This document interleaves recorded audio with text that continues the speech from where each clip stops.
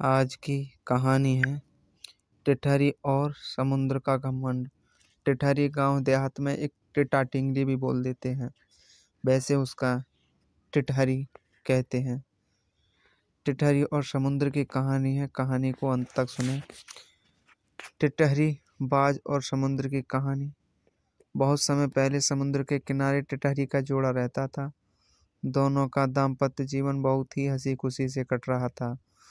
कुछ दिनों बाद टिटहरी गर्भवती हुई और जब अंडा देने का समय आया तो टिटहरी अपने पति से बोली, स्वामी, जब हम दोनों थे तो हमें किसी बात का डर नहीं था। अब हमारे बच्चे होने वाले हैं, हमें किसी सुरक्षित स्थान की तलाश करनी चाहिए ताकि हमारे बच्चों को किसी प्रकार का कोई खतरा ना हो। टिटहरी ने कहा, हमें यहाँ किसी से कोई खतरा नहीं है, तुम बिना किसी चिंता के यहाँ रहो। टिटहरी बोला, जब समुद्र में ज्वार आता है तो आसपास सब डूब जाते हैं।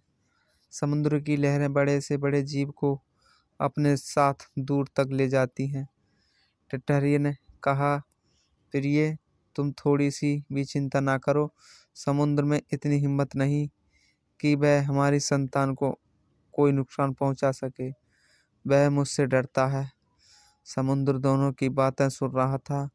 वह सोचने लगा, इस छोटे से टिटहरे को इतना घमंड है, इसे तो सबक सिखाना पड़ेगा।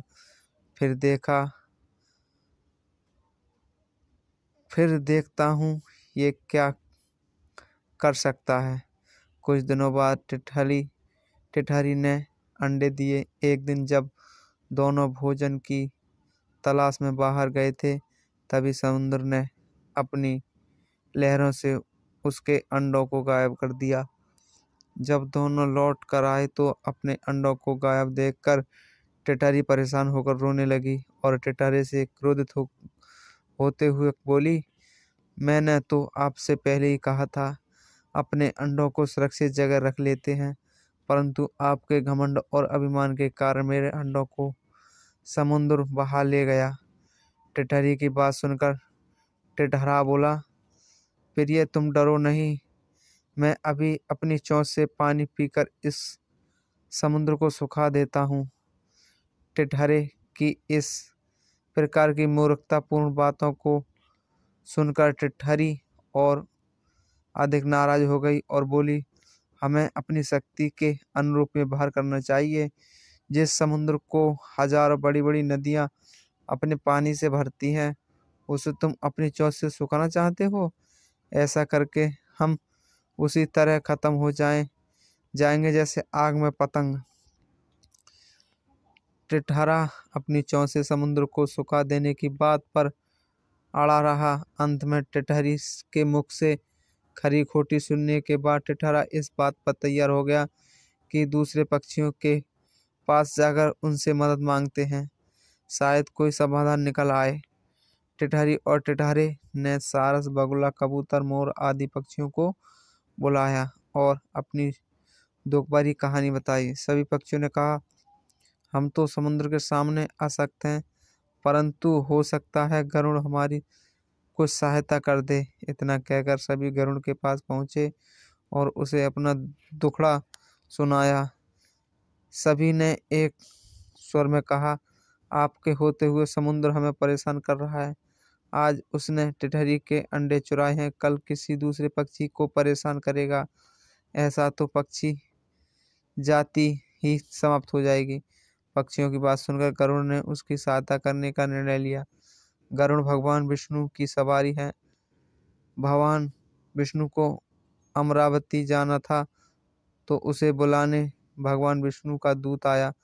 गरुड़ ने सोचा कि इस समस्या का हल तो भगवान विष्णु ही निकाल सकते हैं। गरुड़ ने भगवान विष्णु के पास जाकर पूरी व्यवस्था सुनाई और बोला, भगवान, इस तरह तो हम पक्षियों का अस्तित्व ही मिट जाएगा। अब आप ही हमारी मदद कर सकते हैं। भगवान विष्णु बोले, तुम्हारा और पक्षियों का क्रोध युक्तिपूर्ण है। समुद्र को इस तरह टिटहरी के अंडे नहीं चुराने थे। भगवान विष्णु ने गरुड़ और अन्य पक्षियों की मदद का भरोसा दिया और गरुड़ पर सवार होकर समुद्र के पास जा पहुंचे।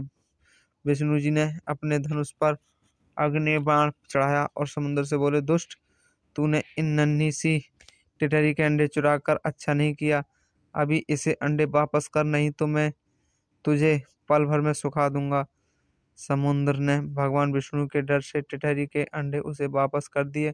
अंडे पाकर टिटहरी टिटहरा बहुत खुश हुआ और भगवान विष्णु को धन्यवाद कर उन्हें बारंबार नमन किया। शिक्षा, कोई कितना भी बड़ा हो या छोटा हो, उसे घमंड नहीं करना चाहिए। दोस्तों, कभी किसी को चैलेंज नहीं करना चाहिए, नहीं कभी किसी को घमंड करना चाहिए। घमंड ही विनाश की जड़ होता है। तो दोस्तों, उम्मीद करते हैं कि ये कहानी आपको पसंद आई होगी और हमारे चैनल को सब्सक्राइब कर लें। हम आपको हर रोज़ एक नई नई कहानी को लेकर आते रहेंगे और कमेंट कर बताएं आप कहां से सुन रहे हैं हमारी कहानी को। कहा जाता है कि घमंड विनाश की जड़ होता है।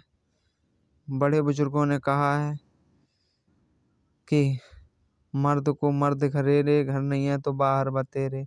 इसीलिए कहा जाता है कि हमें अगर कुछ हमारे पास ज्ञान है तो हमें अपने ज्ञान का घमंड नहीं करना चाहिए। अगर हमारे पास शक्ति है तो शक्ति का प्रदर्शन नहीं करना चाहिए। उस शक्ति को अपनी को किसी दूसरे की मदद में लगा दो। अगर हमारे पास धन है तो किसी निर्धन की सहायता करो।